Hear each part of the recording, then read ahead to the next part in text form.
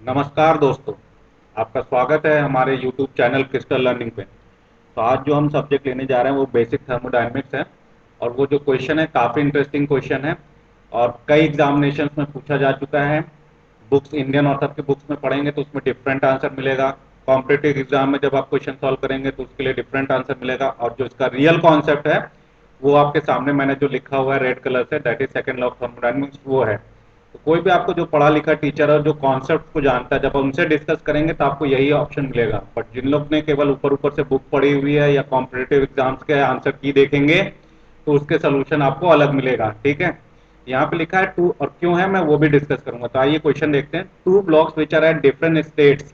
ठीक है, different states मतलब क्या हो जाएगा, आपका अलग अलग टेम्परेचर पे होगा। ठीक है, डिफरेंट स्टेट ध्यान रखिएगा। आर ब्रॉट इन कॉन्टैक्ट, उनको कॉन्टैक्ट में लाया जाता है with each other and allowed to reach a final state of thermal equilibrium. Okay, final state क्या है उसका, thermal equilibrium. Then the final temperature attained is specified by zeroth law of thermodynamics, first law of thermodynamics, second law of thermodynamics and third law of thermodynamics.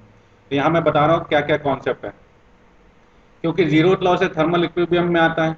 ठीक है, thermal equilibrium जो concept है वो बोला जाता है जीरोथ लॉ से आता है। ठीक है, जीरोथ लॉ को हम लोग बोल देते हैं थर्मल इक्विलिब्रियम। पर आप जब ये थर्मल इक्विलिब्रियम का मतलब क्या है वो एग्जैक्टली हमें देखना है। ठीक है, तो ये जीरोथ लॉ आप जब देखेंगे तो एक इंडियन ऑथर बुक है, मैं नाम नहीं लूंगा, उसमें यह जो क्वेश्चन दिया हुआ उसका आंसर लिखा हुआ है जीरोथ लॉ ऑफ थर्मोडायनेमिक्स। ठीक है, तो एक दो किताब में आप देखेंगे तो उनका answer zeroth law of thermodynamics की और थर्मल इक्विलिब्रियम।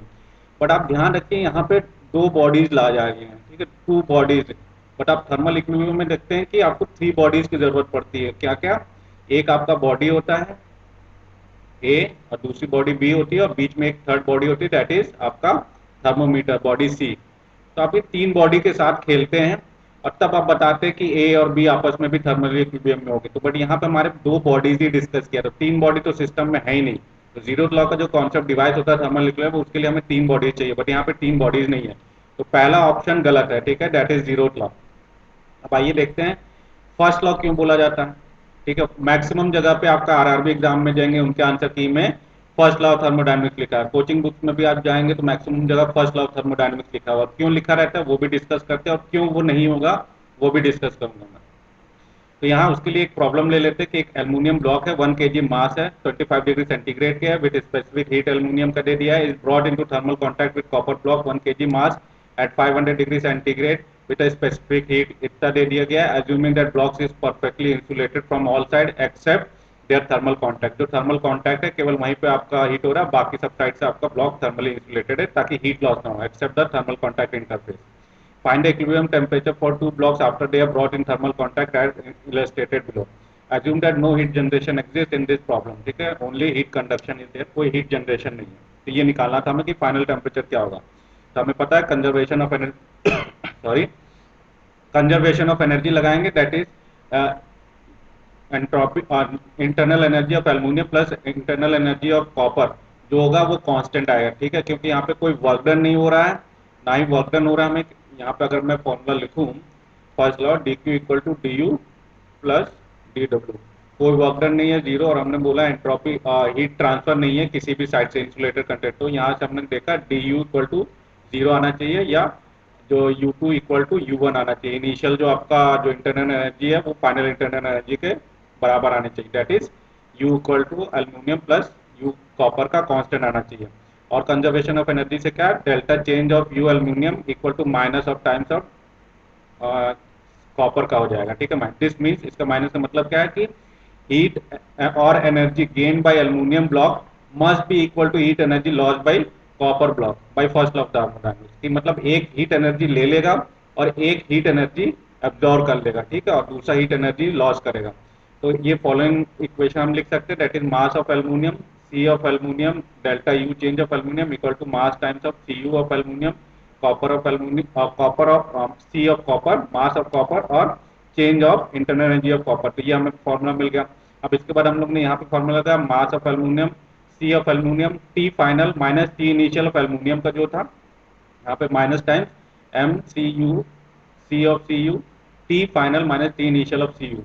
तो आइए देखते हैं इस इक्वेशन में अननोन्स कितने हैं। ठीक है, मास आपको गिवन है, सी आपको गिवन है, टी इनिशियल गिवन है, मास आपका कॉपर का गिवन है, सी गिवन है, टी इनिशियल ऑफ कॉपर का गिवन है, बट टी फाइनल जो एल्यूमिनियम का, टी फाइनल ऑफ एल्यूमिनियम और टी फाइनल ऑफ कॉपर क्या है, ये आपको दिया नहीं है। बट आप बोलेंगे सर हमें तो पता है, ये तभी होगा जब क्या कहते हैं एल्यूमिनियम और कॉपर का फाइनल टेम्परेचर सेम होगा। ये जो आप स्टेटमेंट यूज करते हैं ना कि final temperature of aluminium equal to t final of copper, ये जो आपको इंट्यूशन होता है कि हाँ सर ऐसा तो होता ही है, ठीक है, ऐसा तो होता ही है कि फाइनल टेम्परेचर जब सबका सेम होगा तब तक एनर्जी होगी। ये जो स्टेटमेंट है ये अपने आप नहीं आता, इसको प्रूव किया जाता है। दिस इज प्रूव्ड, ठीक है, this is prove by second law. ये जो फीलिंग आपकी बोलती है कि सर यहाँ पे टी फाइनल हम सेम रख देते हैं दोनों में, तो फाइनल टेम्परेचर हमें मिल जाएगा इस इक्वेशन से। तो ये फाइनल टेम्परेचर सेम होगा, क्यों होगा, वाई वाई, बिकॉज हम यहाँ देख रहे हैं कि इस इक्वेशन से जो आपको मिला क्या, फर्स्ट लॉ से, ध्यान रखिए मैं क्या कर रहा हूँ, ये इक्वेशन आपको फर्स्ट लॉ से मिली है, बट फर्स्ट लॉ ये कभी नहीं बताता है, फर्स्ट लॉ केवल क्या बताता है कि टोटल एनर्जी जो कंजर्व रहेगी, वो कभी भी टेम्परेचर के बारे में नहीं बोलता, वो बस बोलता है ये जो टोटल एनर्जी है वो कंजर्व रहेगी। तो इस इक्वेशन में दो अननोन क्या होगा, टी फाइनल ऑफ एल्यूमिनियम और टी फाइनल ऑफ कॉपर क्या होगा, वो अननोन, और यहाँ पे दो अननोन है और एक इक्वेशन है। आप देख रहे हैं यहाँ पे दो अननोन है और एक इक्वेशन। अब बेसिक मैथ्स हम लोग जानते हैं कि दो अननोन को एक इक्वेशन से हम सॉल्व नहीं कर सकते, तो हमें दूसरी इक्वेशन चाहिए या दूसरा कुछ कंडीशन चाहिए। तो यही चीज मैंने यहाँ पे लिखी है, in above equation T final of aluminium और T final copper are two unknown, ठीक है। फिर मैं वही कह रहा हूँ आपको, ये इंट्यूशन है कि दोनों सब बराबर ही होते हैं, बट वो बराबर क्यों होते हैं, कैसे आता है, वो फर्स्ट लॉ नहीं बता पाए, इसलिए यहीं तक आप अटके हुए हैं। फाइनल टेम्परेचर कुछ भी हो सकता है, ठीक है। From basic math we know to find two unknown variable we must have two equation also, but as we can see from first law only one equation is there. आपको केवल first law से एक इक्वेशन मिला, therefore the final temperature can not be specified by the first law of thermodynamics. केवल first law of thermodynamics use करके final temperature क्या होगा वो आप नहीं बता सकते। इसलिए आप यहाँ तक पहुंचे, सपोज दैट आप थर्मोडायनामिक्स जानते ही नहीं है, तो आप यहाँ तक पहुंचे तो वो जो भी आप जिसको इक्वेशन सॉल्व करने के लिए बोलेंगे तो वो बोलेगा फाइनल टेम्परेचर क्या होगा, उसे ये नहीं पता कि फाइनल टेम्परेचर दोनों बॉडी में सेम होना चाहिए, तो वो क्या कहेगा कि up to this equation you reach by first law of thermodynamics. आप यहाँ तक फर्स्ट लॉ ऑफ थर्मोडायनामिक्स लगाए, यू आर स्टक हियर, क्यों, you don't know what will be the final temperature of aluminium and copper. Three conditions can be there. उसको अगर आप किसी बंदे को दे ये इक्वेशन सॉल्व करने के लिए, वो तीन कंडीशन बोलेगा कि फाइनल टेम्परेचर जो एल्यूमिनियम का ग्रेटर हो जाए कॉपर टेम्परेचर से, ठीक है, या तो final temperature of aluminium smaller रहे देन फाइनल टेम्परेचर कॉपर, या तीसरी condition final temperature of aluminium equal to final temperature copper. इस कंडीशन से तो यही देख सकते हैं कि ऐसा हो सकता है, कि आपको ये सारी चीजें तो पता है बट ये नहीं पता तो इन दोनों के बीच का रिलेशन क्या है फाइनल टेम्परेचर, वो ये तीन रिलेशन तो ट्रू हो सकते हैं, विद हेल्प ऑफ मैथमेटिक्स हम बता सकते हैं, कोई जरूरी नहीं है कि ये टोटल एनर्जी जो है वो कांस्टेंट है, पर ये तो कभी नहीं बोला इसने इस इक्वेशन से, इसीलिए फर्स्ट लॉ सही नहीं है। बट एग्जामिनेशन में क्योंकि हम सॉल्व इसी से करते हैं, फाइनल टेम्परेचर टी मान लेते हैं, दोनों का सॉल्व कर देते तो टी फाइनल निकल आता है, तो इसीलिए मैक्सिमम जो हमारे जो इंडियन एग्जामिनेशन होते हैं कॉम्पिटेटिव एग्जाम, वहाँ फर्स्ट लॉ मार के चला जाता है। तो आपको मार्क्स पाने हैं तो फर्स्ट लॉ मार दीजिए, पर फर्स्ट लॉ ट्रू नहीं है, किसी अच्छे टीचर के साथ आप डिस्कशन करेंगे तो फर्स्ट लॉ कभी भी नहीं बताएगा, ठीक है। तो आइए आगे और देखते हैं सेकेंड लॉ के बारे में थोड़ा सा। So from the given three condition, you cannot say which of the above three condition is true by only applying first law of thermodynamics। केवल first law को अप्लाई करके आप ये नहीं बता सकते कि इन तीन में से कौन सा ट्रू होगा। Therefore, you need second law of thermodynamics to predict the final temperature, and in the following section we will get to know how. So, in example problem number 1, we brought the blocks of aluminium and copper in thermal contact at time t equal to 0। तो हमने thermally contact में लाया था problem 1 में, और देखा the block of copper spontaneously started to transfer heat from hotter copper block. Copper block ज्यादा temperature पे था, वो हॉट था, वहां पे एनर्जी उसने ट्रांसफर की एल्यूमिनियम ब्लॉक पे। तो ये जो एनर्जी ट्रांसफर हो रही है, what is the driving force of this heat flow transfer to occur, वो ड्राइविंग फोर्स क्या है जिसकी वजह से ये हीट ट्रांसफर अकर कर रहा है। तो फर्स्ट लॉ ऑफ थर्मोडायनामिक्स जो कि conservation of energy can not be the driving force for the energy transfer, because the total energy of the system remain constant through out the transfer of the energy from copper block to aluminium block. आप किसी भी point पे देखेंगे state one, एक ये जो flow है दोनों में, ये आपका कॉपर का हो गया, ये आपका एल्यूमिनियम का हो गया, तो आप किसी भी स्टेट पे लेंगे और करस्पॉन्डिंग उसके स्टेट पे देखेंगे यहाँ पे यहाँ पे यहाँ पे तो आपकी जो टोटल एनर्जी है वो टोटल एनर्जी क्या है आपकी, कंजर्व्ड रहेगी फर्स्ट लॉ से। ठीक है, तो अगर टोटल एनर्जी कंजर्व्ड है, कोई डिफरेंशियल नहीं बन रहा है, ठीक है, कोई डिफरेंस नहीं है किसी चीज में, तो वो ड्राइविंग फोर्स क्या होगा जिसकी वजह से ये एनर्जी ट्रांसफर हो रहा होगा, क्योंकि फर्स्ट लॉ तो बता रहा है कि सब कांस्टेंट है, तो उसके हिसाब से तो कुछ होना ही नहीं चाहिए। ठीक है, टोटल एनर्जी रिमेन कांस्टेंट, तो ड्राइविंग फोर्स नहीं मिल पा रहा है फर्स्ट लॉ की वजह से। But we said that the transfer of energy was due to Fourier's law, but हम लोग ने जब हीट ट्रांसफर पढ़ते हैं तो वहां हम लोग देखते हैं फोरियर्स लॉ देते हैं, that is heat flow due to thermal gradient, क्योंकि यहाँ पे टेम्परेचर डिफरेंस है तो थर्मल ग्रेडियंट, आप फोरियर लॉ रिवाइज करिए तो वहाँ heat flow due to thermal gradient which is correct. तो यहाँ पे जो हीट फ्लो हो रहा है वो थर्मल ग्रेडियंट की वजह से हो रहा है, but Fourier law seem to be only a consequence of some more fundamental and alternative statement of second law of thermodynamics। तो फोरियर लॉ क्या होता है, एक ऑल्टरनेटिव स्टेटमेंट है फोरियर ऑफ मतलब फोरियर लॉ जो है वो ऑल्टरनेटिव स्टेटमेंट है किसका, सेकंड लॉ ऑफ थर्मोडायनेमिक्स के वजह से ही हमें फोरियर लॉ डिवाइस करते हैं। ठीक है, that is second law of thermodynamics क्या बोलता है, spontaneous change will occur with in an isolated system with time in a direction that tends to increase or maximize entropy। ये आपका जो मेन पॉइंट है कि उसी डायरेक्शन में होगा जिस डायरेक्शन में मैक्सिमाइज एंट्रोपी या एंट्रोपी मैक्सिमम होने का कोशिश करेगा। ठीक है, तो ये आपका क्या था, that is second law of thermodynamics. और यहाँ पे देख रहे हैं फोरियर लॉ जो कि है alternative statement of second law of thermodynamics. मैं इसका रेफरेंस भी दूंगा तो आप ये बुक भी पढ़ सकते हैं। तो the second law of thermodynamics is, अब हमने देखा फोरियर लॉ था जिसकी वजह से हुआ, उसने बताया फोरियर लॉ किसका स्टेटमेंट था, सेकेंड लॉ का, तो इनडायरेक्टली हमने देखा कि second law can be considered the driving force that cause the heat to spontaneously start flowing from hot block of copper to the cooler block of aluminum, कि hot block से cooler block में when they are in thermal contact। We know that entropy of a system increases with heat flow from hotter copper block to the cooler aluminum block, and this is the ultimate driving force of spontaneous heat loss। spontaneous process जो अपने आप होंगे, ठीक है, हमने देखा। तो ये देखा हमने ड्राइविंग फोर्स क्या बना यहाँ पे, सेकंड लॉ ऑफ थर्मोडायनेमिक्स। अब कंडीशन ऑफ थर्मल इक्विलिब्रियम दिया जाता है, ये टॉपिक आप कहीं भी किसी भी बुक में पढ़ेंगे, कंडीशन ऑफ थर्मल इक्विलिब्रियम, तो इसके लिए सेकंड लॉ ही दिखाया जाता है। ठीक है, कंडीशन क्या है, ठीक है, वो बता देता है, जो जीरो लॉ वो बताता है थर्मल इक्विलिब्रियम में, मतलब दो बॉडी, मतलब आप जब ए बॉडी बी के साथ थर्मल इक्विलिब्रियम में और ए सी के साथ है तो ए और सी आपस में रहेंगे। ठीक है, जीरो लॉ क्या बोलता है कि ए अगर बी के साथ थर्मल इक्विलिब्रियम में है और ए अगर सी के साथ थर्मल इक्विलिब्रियम में है, बट वो थर्मल इक्विलिब्रियम की कंडीशन क्या है, कंडीशन की बात कर रहा है। ठीक है, ध्यान रखें, तो बी और सी भी आपस में टेम्परेचर इक्वल होगा, दैट इज थर्मल इक्विलिब्रियम, ये बस उसका प्लेन सा सिंपल सा फंडा है। But condition of thermal equilibrium, यहाँ पे देखिए एक वर्ड जुड़ा है कंडीशन, कंडीशन क्या होगी कि वो थर्मल इक्विलिब्रियम में आ सके। ठीक है, तो उसके लिए आप देखेंगे कि at equilibrium energy is distributed in two blocks and in equilibrium the most probable energy distribution is the one that maximizes the total entropy। तो इक्विलिब्रियम कंडीशन में क्या होगी, एंट्रोपी मैक्सिमाइज करेगी, तो total entropy S1 plus S2 of two objects in thermal contact, तो वो maximise रहनी चाहिए, तो मैक्सिमाइज एंट्रोपी।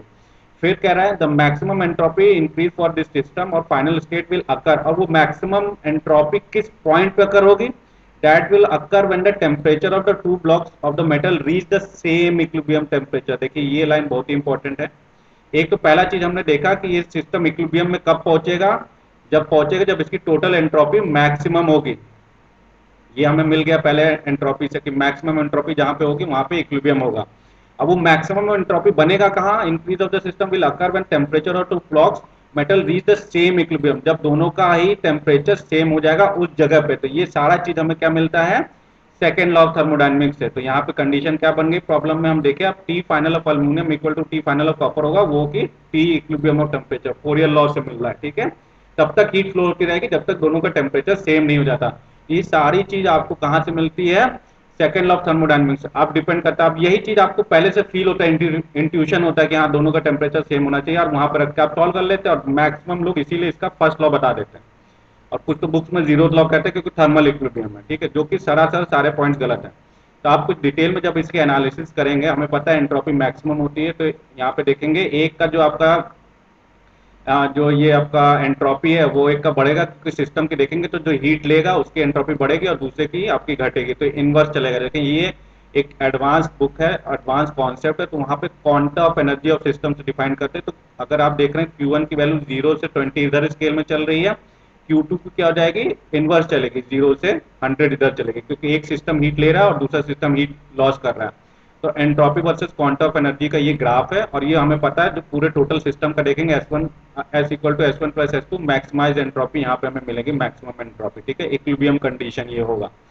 तो इट कैन बी प्रूव्ड। ये सब थोड़ा सा आपका एडवांस है, अगर आपको पढ़ने की इच्छा होती है तो मैं बुक का रेफरेंस दे दूंगा, वहां से आप पढ़ सकते हैं, बट मैं यहाँ पे केवल फॉर्मूला डिस्कस कर रहा हूँ जिसकी मदद से हम टेम्परेचर को फाइंड कर सकते हैं। तो इस सिस्टम के लिए it can be prove that temperature t as a defined, ये प्रूव हो जाता है 1/T equal to d s by upon d q. यहाँ पर ध्यान रखें ये क्वांटम ऑफ एनर्जी है, वो नहीं है, क्या नाम है आपका, हीट है। वो आ जाता है हीट, हम लोग देखा था रिवर्सिबल में, but this is quanta of energy, और क्वांटा ऑफ एनर्जी को हम in terms of internal energy भी लिख सकते हैं, that is d s by d N.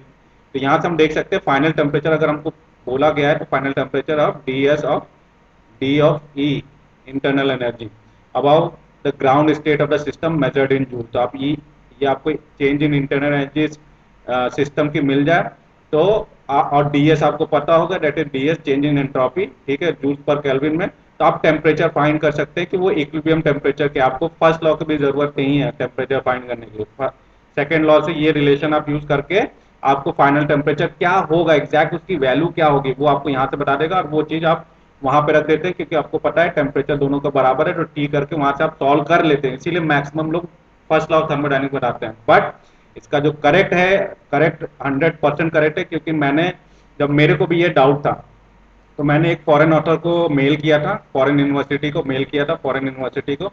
अधिकतर उन्हीं लोग मेल रिप्लाई करते हैं, बहुत प्यारे प्रोफेसर होते हैं, क्योंकि मोस्टली जब मैं इंडियन प्रोफेसर को मेल करता हूँ तो उनका कोई रिप्लाई नहीं आता, बहुत कम टीचर्स का आता है जो काफी अच्छे होते हैं, उनका रिप्लाई, ऐसा नहीं कि नहीं आता, बट आते हैं। बट फॉरेन ऑथर्स को मोस्टली मैंने जब भी रिप्लाई किया है तो वो काफी टाइम्स रिप्लाई बैक करते हैं। मैंने फॉरेन ऑथर को सेम क्वेश्चन आपको भेजा था, उन्होंने बस आंसर लिख दिया था कि इसका जो आंसर है वो सेकंड लॉ ऑफ थर्मोडायनेमिक्स है। तो उस समय मैं जस्टिफाई नहीं कर पा रहा था, बट बुक्स पढ़ी मैंने, रेफरेंसेस पढ़े, उसके बाद ये पूरा चीज जस्टिफाई हुआ कि second law of thermodynamics is right. तो ये 101% करेक्ट है, आप किसी भी अच्छे टीचर्स के पास जाके इसको डिस्कस कर सकते हैं। तो ये रेफरेंसेस मैं दे रहा हूँ, तो आप इसको पढ़ सकते हैं। पहला रेफरेंस था reliability physics of engineering, time to failure to modelling, ये पूरा पेज नंबर भी दिया। दूसरा है रूट डब्ल्यू चैबे ब्रूस, मैटर इंट्रैक्शन, तो यहाँ पे आपको एक एडवांस जो फॉर्मूला ये यहाँ इस बुक से मिला है।